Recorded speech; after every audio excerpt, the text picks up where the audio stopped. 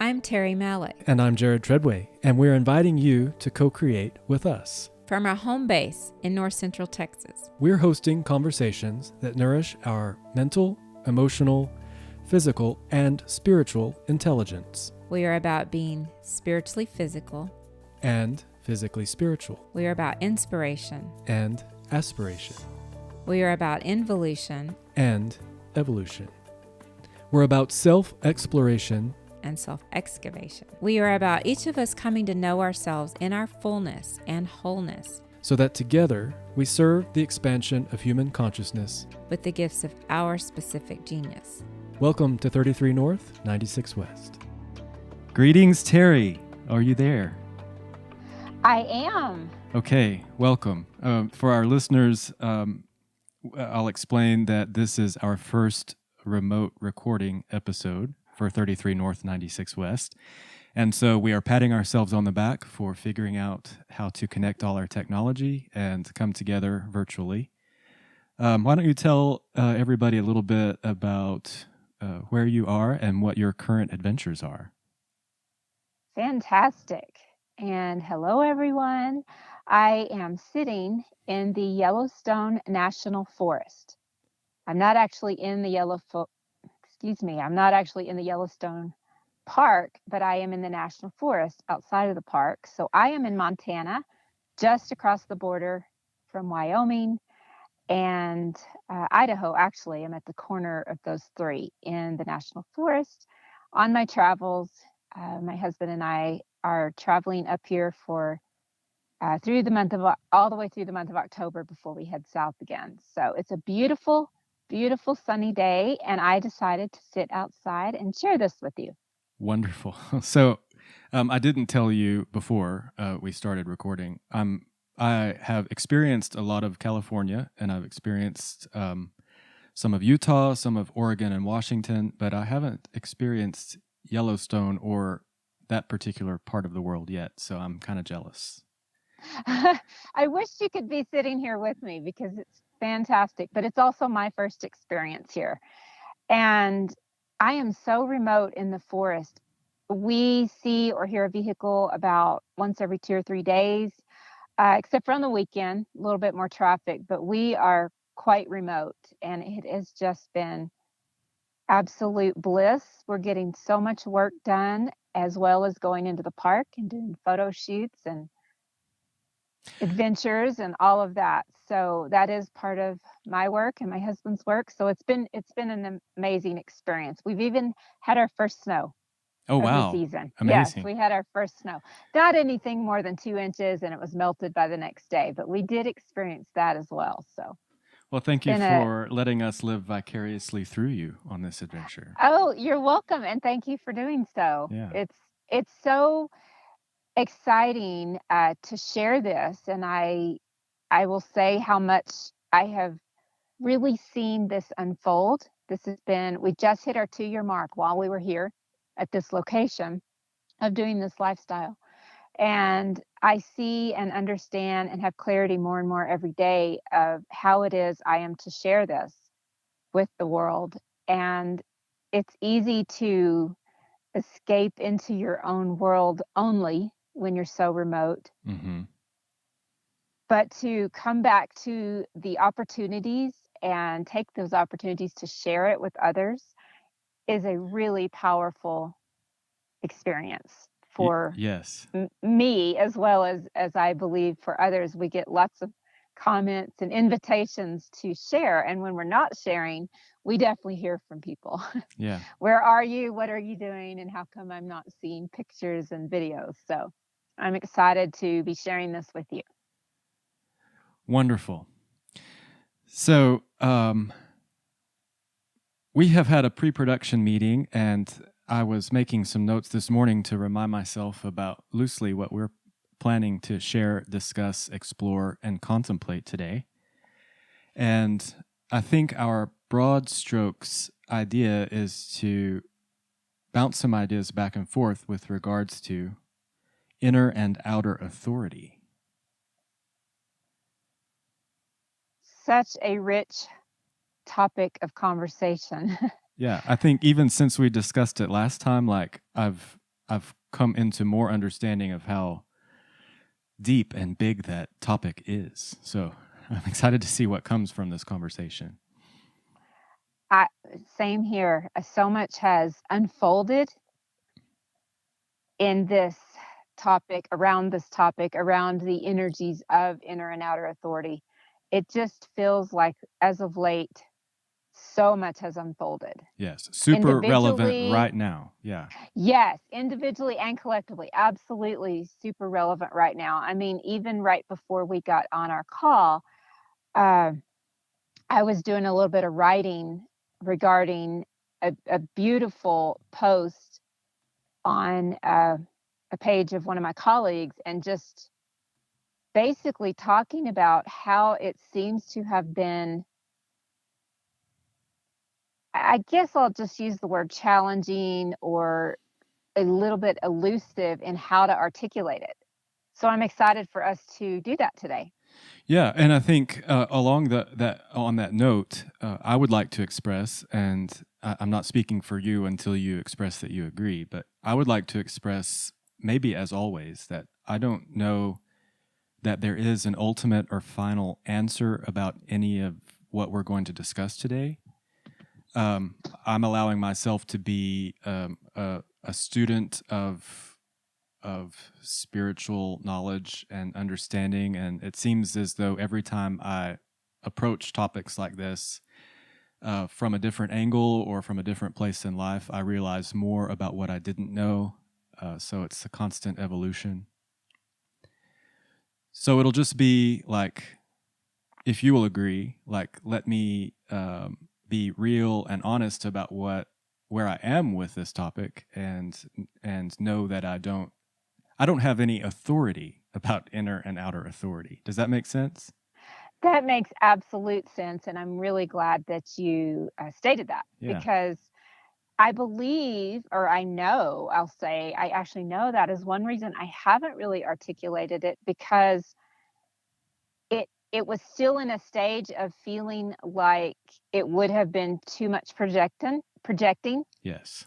of my own personal experiences. So I do feel we are very ready to discuss it, whether we discuss personal and or both general aspects of it. I do feel that having gone through this period and time of processing this for each of us is going to be pivotal to share with others, uh, maybe what we've come to.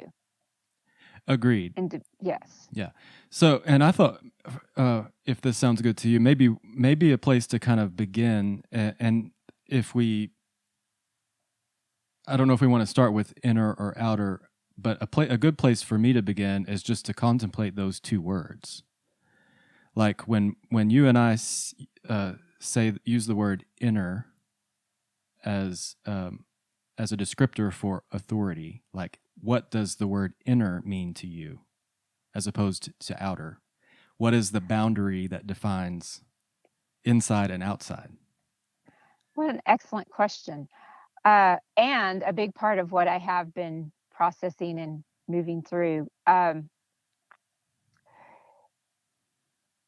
My personality type is introverted, extremely introverted. And that could be a whole nother topic another day, about the difference between the introverted and the extroverted.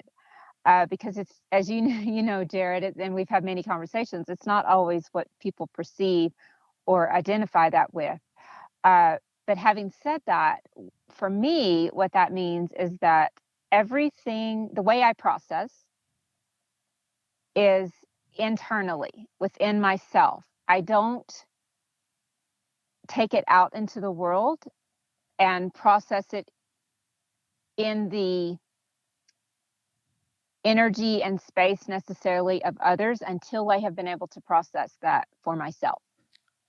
So for me, my inner authority is me honoring my own individual process, blueprint, experiences, emotions, feelings, and coming into that aligned space over and over again, basically, of my own inner authority. My own sovereignty is the word I use so strongly, is because if I am in my own alignment and living my own truth, then I am in my own sovereignty, and I'm not depending on an outside source to tell me who I am or what I'm experiencing or how to process that or the steps, if you will.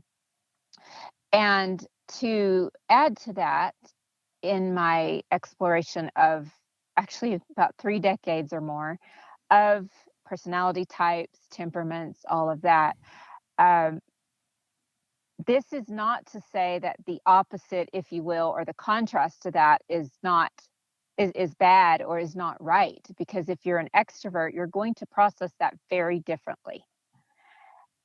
And that is a part of my processing is looking at all sides. How does the how does someone with my blueprint, if you will,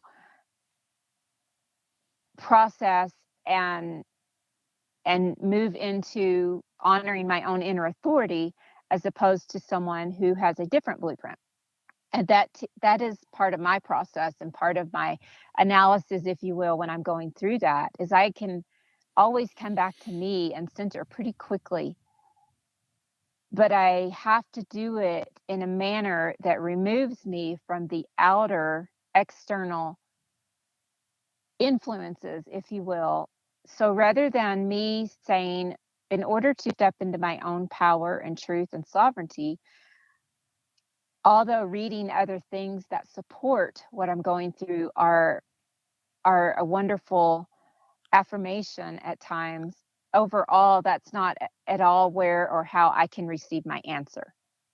So yes, I would love to hear your take on that, and it might open up more for conversation. Sure. Well, first I'll say there's a lot of brilliant stuff to unpack in what you initially shared, and I think we'll get to it, a lot of it, over the course of the conversation. But what I'd like to dig a little bit deeper into is maybe is there a way you can find to express you sort of roundabout expressed where the boundary is, like when you say taking things in from the outside but then processing it internally, like for the benefit of our audience, and maybe for myself, I want to begin to have add a layer to this conversation. Like, is it the skin of the physical body that is the boundary of the self? Is it the electromagnetic aura emanation of subtle bodies in your field? Like, when we say the authority is inside me, what is the me that it is inside of? Does that make sense? That does make sense. What an excellent question.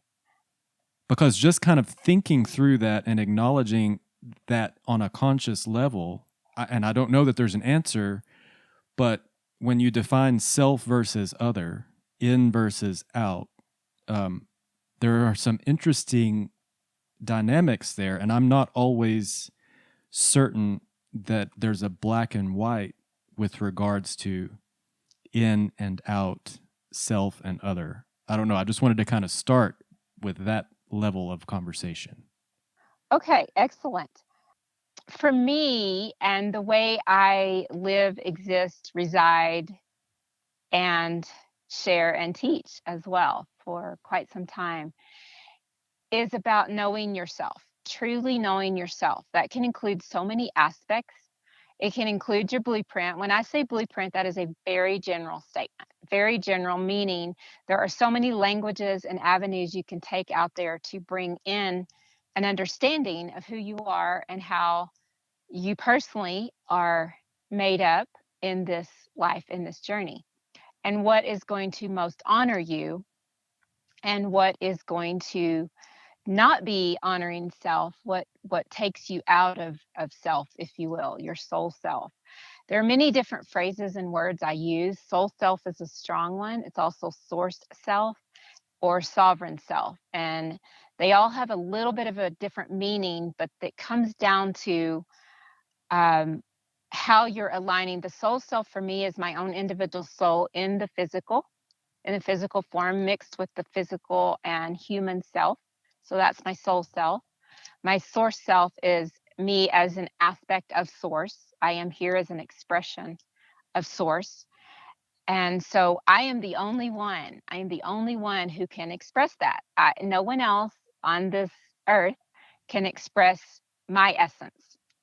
So, and then sovereign self is when I am the combination of all of that, when I am truly living in the soul self, source self, all aspects. But to summarize it, I guess, for if I were to put one word to it, it really is essence. What is my essence? Another way to say that is, what is my expression? And I am as much, regardless of personality type, regardless of human design, regardless of, I could go on and on, our astrology, our Akashic information. There's so many languages out there. Gene keys. I could just keep thinking of more and more. Regardless of that, it comes down to me dropping into the heart, me dropping into my own individual self. And when I say that, I mean go into my heart center, my connection to all, to the divine, to earth, to this human vessel, to this avatar, and beyond. And so when I drop into that, and then even move down further into what I call the womb or the Hara chakra behind the navel, that core of me, if you will, my torso, the core of me, when I drop into that and see how that feels, how that wants to express itself, what settles well, what doesn't, all of that is just the dropping into me and connecting to my essence. I am only able to do that in my own solitude, my own sacred space or sacred silence. However, I shouldn't say, let me correct that. I shouldn't say only. That is my main way. But I also have other ways. And my other ways might not be my primary, but I recognize in others that it might be their primary. So I do drop in, I read inspirational things, I research, I gather, and I do an analysis, if you will, to come to an understanding of that, an understanding of what all I'm receiving internally and how do I process that and gain an understanding of what that is. Yeah. So, yes and yes and yes to everything you said. So what I'm hearing, and I just want to kind of reframe it and refocus it through my apparatus, which the whole idea of me doing that is a demonstration of what you're currently expressing, right? You have experiences externally, sense perceptions. They come into you.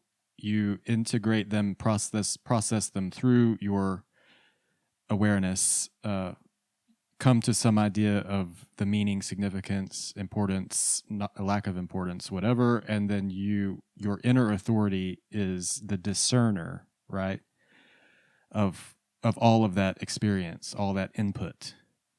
Yes. But what you've said is that the idea of inner authority really for you is the idea of your soul self or your higher self. That is the boundary of inner. Like when you are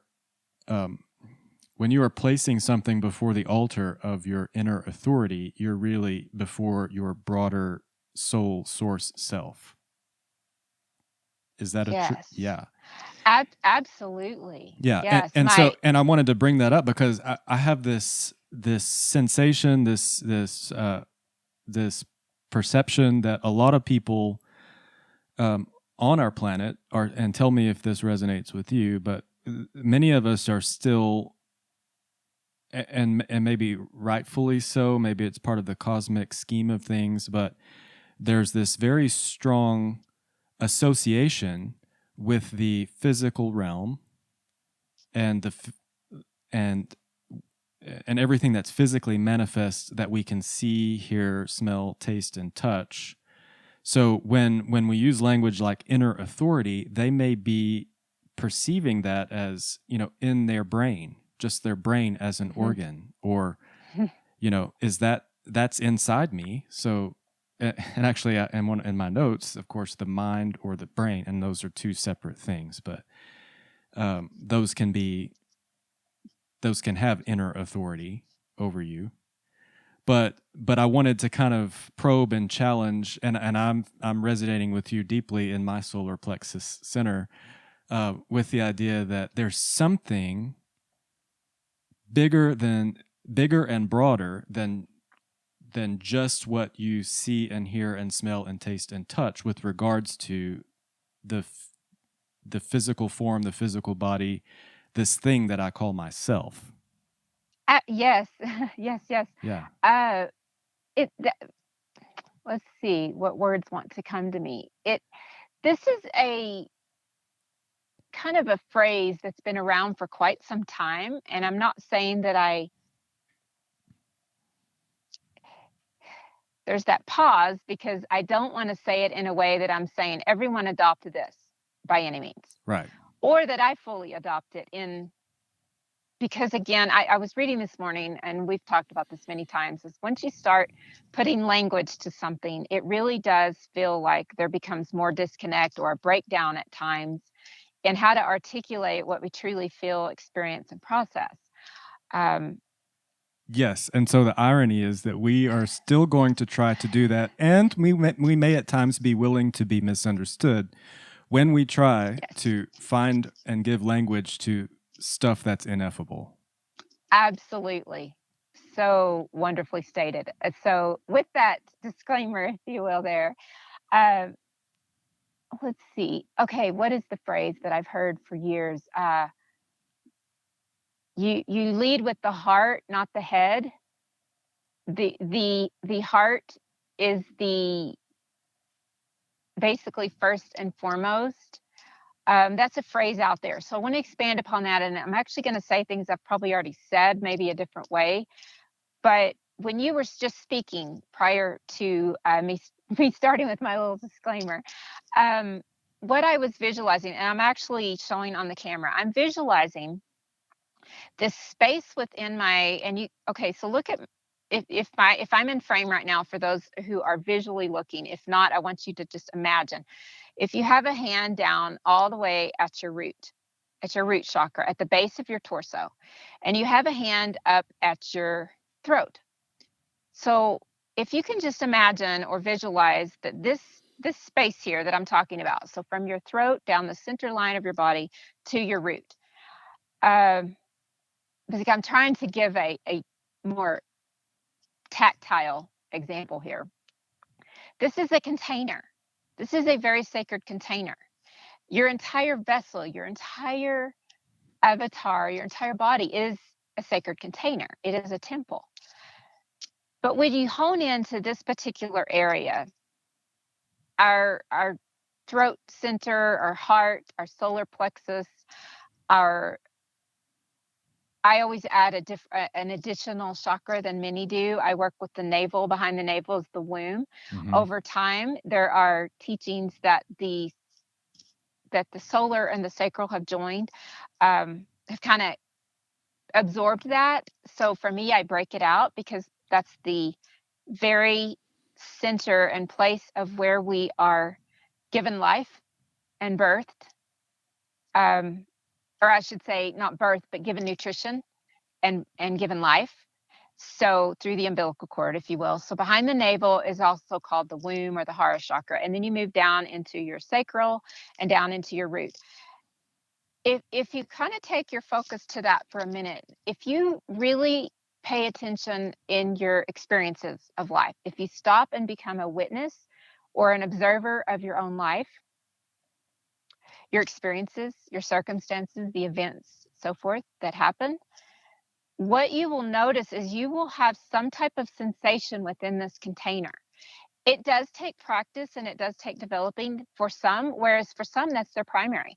They primarily are so strong in the aspects of clairsentience, for example, of clearly sensing in the body. But for others, it's a skill that it's available to everybody, but that might want to be developed over time. I share that because, okay, so then I expand upon that and I incorporate the mind. For me, the mind is not in the body. And that's, again, another whole nother topic. My brain is in the body, and how that works, the intricacies of how that works in this human vessel and how that connects to everything. My nervous system energetically is based in my brain. My brain and my nervous system, my synapses, all of that is based in my brain. And so, of course, I want to incorporate the brain. There's that whole paradox of the power of the mind, and to me that is of the utmost importance. And I'll even talk about that over talking about heart-centered.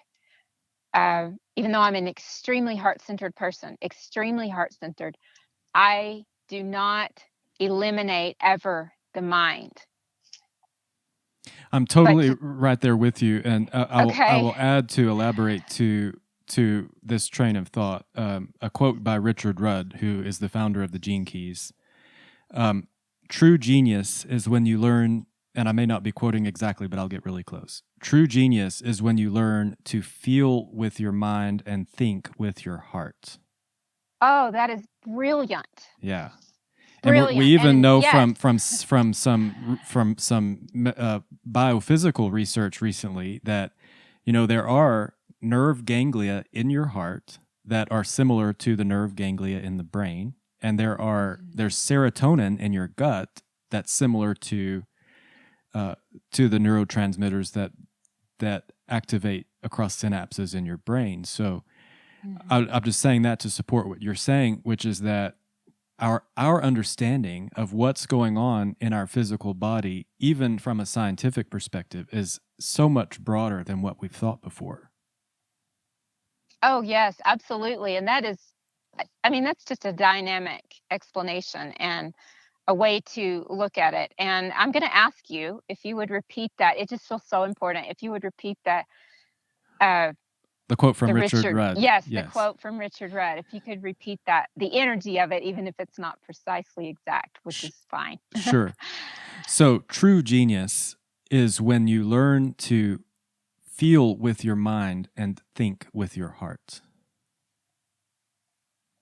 And I feel really called to extend an invitation to all of our listeners to truly sit with that, breathe that in. That feels so amazing to me, to just breathe life into that. Totally. And even and think back to some experiences you've had where you had an impulse from your heart or from your gut, from your root, from your solar plexus, something from that area of the body. You just had this inner impulse, this knowing, but then you let your rational mind talk you out of it and then regretted it later. Mm-hmm.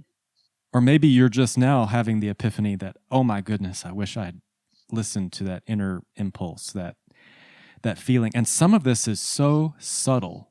Like, to elaborate on what Terri was saying about some of those energy centers and chakras in that part of the body, through the lens of the human design system, one of the centers is the splenic center, which originally had to do with like survival and like fight or flight. You know, it was the early awareness system in the evolution of the human body that was designed to keep us alive, you know, in the face of threat. But one of the gates in that center in the human design system as an archetype is gate 57, which is the gate of intuition.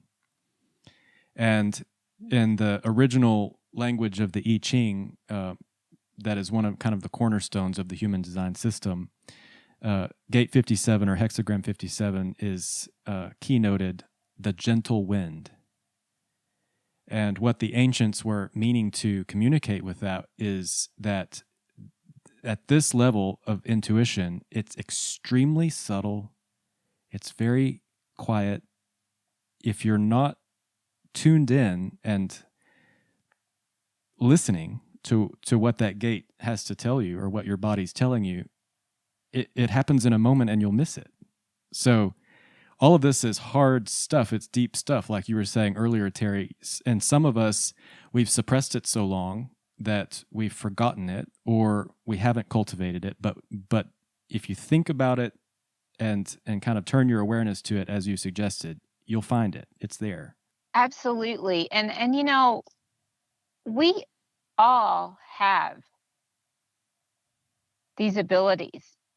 Based off our blueprint, we are going to have aspects that are much stronger than others, and others that maybe aren't as developed. I mean, it's not to say I'm going to turn a switch and I immediately am doing all of the things, if you will, that align us with these more expanded consciousness and frequencies. But we all have the ability to know ourselves so deeply that we understand our personal, I guess, process, if you will, our process, our what resonates, what doesn't, how to check with that inner resonance meter. Sometimes that's what I just feel like calling it, a resonance meter, your own inner compass. These are all things we can develop. There are so many theories, if you will, out there that I've been watching the Matrix series again after many, many, many years. Oh, So good. I've seen Matrix 1 and 2. I think 3 is tonight or tomorrow night. I'm not sure. But point being is, I digress a little, but point being This is not a digression. Yes. Okay, so I'm going to take that example and say, there is this huge aspect out there in our energetic field here in humanity on Earth, that there are the chosen few or the chosen one. And I just want to express what we're talking about is not to say, I, Terri Malik, or you, Jared Treadway, this is our way and everybody can do it this way. I mean, we've already stated that in so many words, that this is a sharing of our own process and understanding, if you will. It might be stronger words than those, but that is important to me. It is important to me to express and share with others that this is not an elite, it's not an elitist opportunity. Anyone can do this. And to me, that is the invitation, to allude back to the beginning of our podcast, is that it's the spiritual, that's what I was looking for. It is the spiritual path. It's these are aspects of choosing a spiritual path and knowing thyself and knowing how to connect with the heart as much as the head, and how to embody that, how to integrate it into I'm doing like a hand wobble right now to kind of show it. I'm kind of taking it from the crown and moving it down to show it's not immediately going to drop in and seed in. It's an integration process of blending all of the physical and the subtle bodies, spiritual and or etheric, emotional and mental, with the physical. So anyway, that felt important for me to point out, because the more we have conversation about this, I just like to extend the invitation to the audience that this isn't some esoteric conceptual theory that's not attainable. Oh, totally. Yes. Yeah. So I'm going to just dovetail right off of that, if that's okay, and Yes. say, and I think you may be able to even fill in some of the gaps on this too, but this is actually, I'm going to say you've extended an invitation. I'm going to add to that this is your right and your privilege as a spiritual being moving through this life experience. And of course, let's remember that I hold the belief, and we'll maybe talk about this in a future series, but the energy that is now animating your physical life existed long before you were born into this physical life, and it will exist long after you leave this physical life. And all of the accumulation of all that experience is with you now. So in this lifetime, it is your right and your privilege to even lightly consider these ideas. Like, we're not saying to anybody that you have to like revamp anything and give up all your thoughts about how things work. We're just kind of gently suggesting that you have a gut impulse sometimes. What does that mean? Like, just lightly feel into that as a starting point, if that's where you are. But it's your right and your privilege. And from a broader collective level, you've heard a lot of people talk about the coming age, the age of Aquarius. We're leaving an age where it was kind of the collective modality to assign authority to external agencies, systems, structures, authority figures outside of you. And I'm doing quotes with my fingers. But that was kind of the predominant mode of the age that we were living in.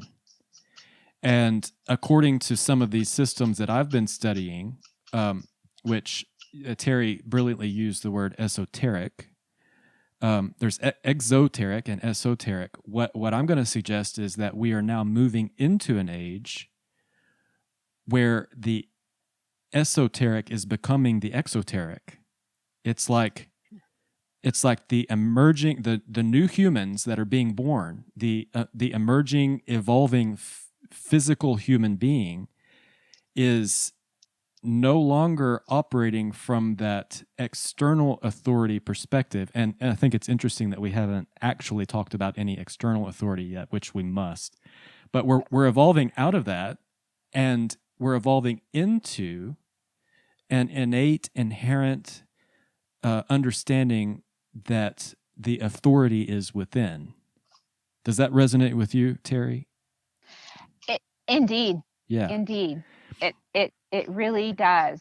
And that was such a beautiful, I guess, lead in, if you will, is that we are going to talk about external authority as well. And that is just the most excellent lead in. I just don't have any other words for how amazing that was. And we even have a squirrel here, as you can hear, who is he asserting his authority onto you? He is. He came down that tree and told me this is my territory, but I guess I'll share it with you for now. Okay. Well, we will honor the squirrel, yes, and thank him for allowing you to occupy his physical space. It's so beautiful because you know how they can get pretty loud and assertive, but he just kind of talked to me and then moved on. So, okay, so maybe that was also part of yes, he was exerting his own personal boundaries and territory, if you will. Okay, so let's segue then to external, and it's not that we can't give ourselves permission to bounce back and forth, but in contrast to some of these, because you and I, and you kind of alluded to being an introvert, and as I think we've expressed in previous episodes, you and I both, under the Myers-Briggs typology system, are INFJ personality types, which means we understand each other quite well, but we both lead with an introverted intuition cognitive function through the lens of that system. So it's very natural and automatic for you and I to start talking about authority and immediately go to what we recognize as our authority, which our leading cognitive function is that introverted intuition. But what are your thoughts? Like, let's segue into identifying external authorities that we've had to deal with, or that we see that others are having to deal with, and then kind of we'll maybe get into the relationship of how we navigate, or how one may navigate finding the balance between what we feel as external authority and internal authority. Some things that have come to mind for me in discussing exterior authority or outer authority. I think a good way for me to maybe express that is to talk about maybe a couple of potential scenarios. I do tend to lead often by example, in whether it's a personal one or observation with students and clients, and just in humanity in general.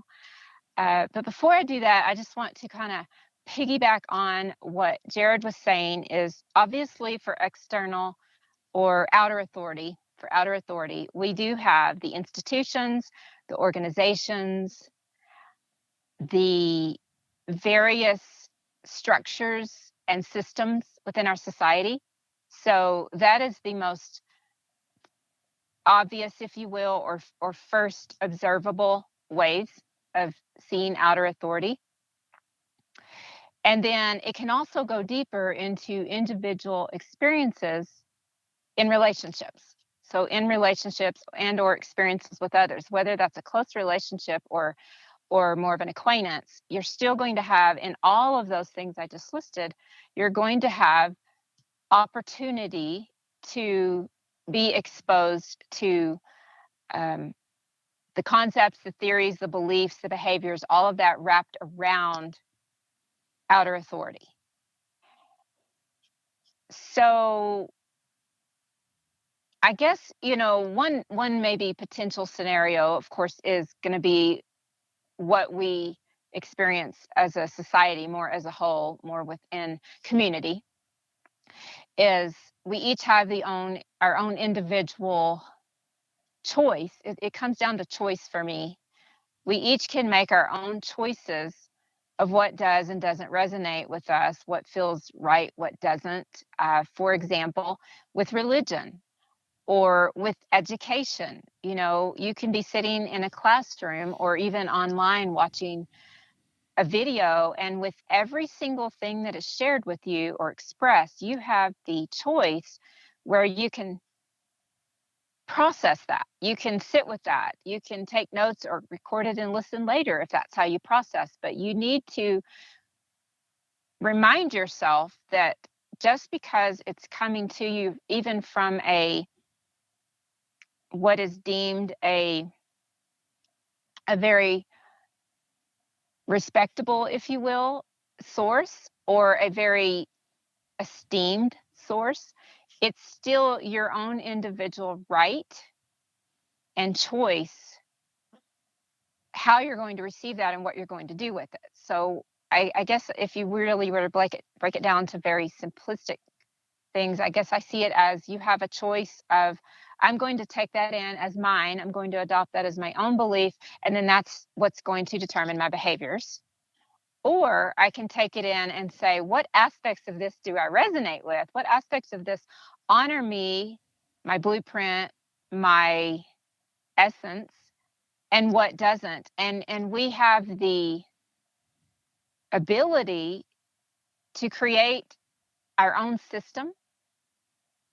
And that's just a word I'm choosing. I've used that word for many, many, many years in all of my careers, my jobs, my work, of personal development and business development. I use that often because rather than me taking a system off the shelf and saying, okay, I'm going to adopt this, and they're going to teach me what to believe and how to behave. That is one choice I could make. Or I can say, I need to pull something from here. And I'm actually even demonstrating for the visual audience, or if you're listening, just imagine I'm kind of cherry picking and I'm pulling in different things. I'm going to take this from here. I'm going to take this from here. And I can bring that into what is my truth and what do I resonate with and what do I not. I do not have to, and I want to say that again, I do not have to pull a preordained system off the shelf and learn how to integrate and embody that. I can take aspects of that.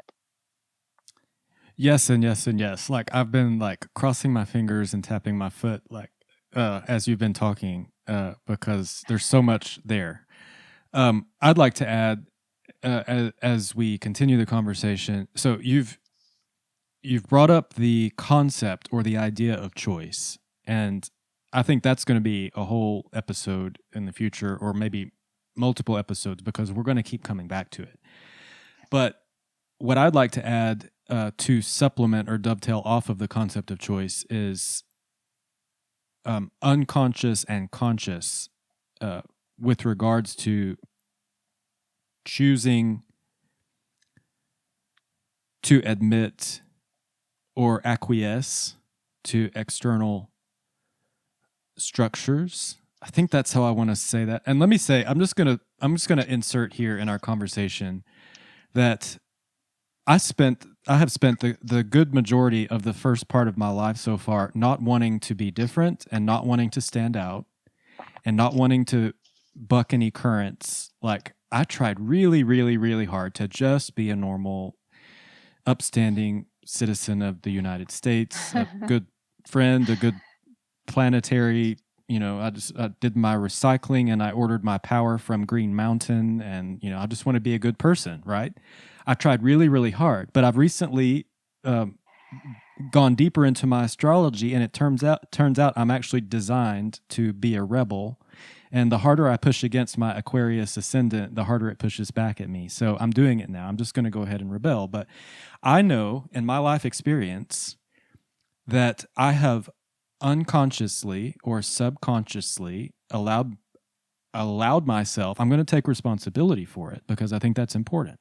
I've allowed myself to accumulate the belief systems and structures of the people in my environment. This is conditioning, right? And this is part of our experience. So, but what you're saying, Terri, is I can choose, which to me brings it to the level of the conscious mind. Or, and I'm using the word mind, the conscious self, the aware self. So Terri and I were having so much fun with this conversation that we went for almost 2 hours. So for your benefit, we have taken the liberty of dividing this episode up into 2 parts for you so that you can listen episodically if you'd like. So this represents the conclusion of part 1, and then we will publish part 2, and we're publishing them both together. So if you'd like to continue listening, you can just click on through to the next episode. As always, thank you for being a part of this, and I'll see you on the other side.